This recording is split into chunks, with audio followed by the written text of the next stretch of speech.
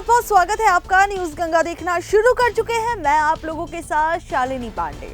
हाल में भारतीय reserve bank ने क्लीन नोट पॉलिसी के तहत 2000 रुपए के नोटों को वापस लेने का ऐलान किया है, जिसके बाद सभी बैंकों को 2000 रुपए के नोट एक्सचेंज यानी बदलने और जमा करने के लिए 4 महीने यानी 30 सितंबर तक का समय दिया गया है। इसके तहत अब एक बार में आप लोग 2000 के 10 नोट यानी 20,000 मूल्य तक के नोटों को अन्य नोटों में बदल सकते हैं। लेकिन जब से रिजर्व बैंक का ये फैसला सामने आया है, तब से इस तरह की अटकलें लगाई जा रही हैं कि क्या 2000 रुपए के नोटों को वापस लेने के बाद आरबीआई अब एक बार फिर 1000 रुपए का नया नोट जारी करेगा। तो सुनिए आरबीआई गवर्नर ने इस बात का क्या जवाब दिया, इसके बारे में क्या जानकारियां दी है, क्योंकि ये अटकलें काफी समय से लगाई जा रही हैं। जब से 2000 रुपए के नोटों को मार्केट से कम करने का आरबीआई का डिसीजन आया है, तब से ये भी कहा जा रहा है कि क्या 500 रुपए के नोट जो है वो मार्केट का बादशाह एक तरीके से बन जाएगा, या फिर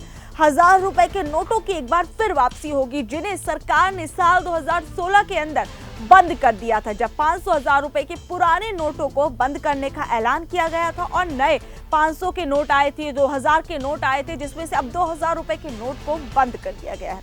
वहीं अब इस सवाल के जवाब में आरबीआई गवर्नर ने कहा है, फिलहाल 1000 रुपए का नया नोट लाने का कोई प्रस्ताव नहीं है, ये सिर्फ एक अफवाह है। उन्होंने कहा कि बाजार में दूसरे मूल्य वर्ग के नोट पर्याप्त मात्रा में उपलब्ध है, वहीं 2000 रुपए का नोट भी फिलहाल लीगल टेंडर में बना रहेगा। 30 सितंबर तक इन नोटों को एक्सचेंज करने का मौका है।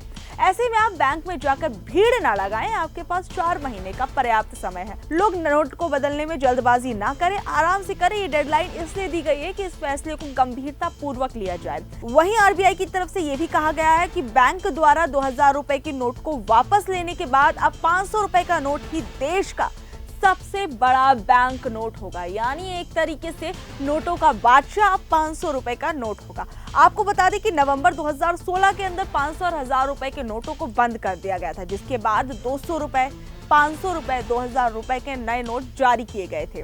तो आपको हमारी जानकारी कैसी लगी, नीचे दिए कमेंट बॉक्स में जरूर बताइएगा और ऐसी ताजा अपडेट से जुड़े रहने के लिए देखते रहिए न्यूज गंगा।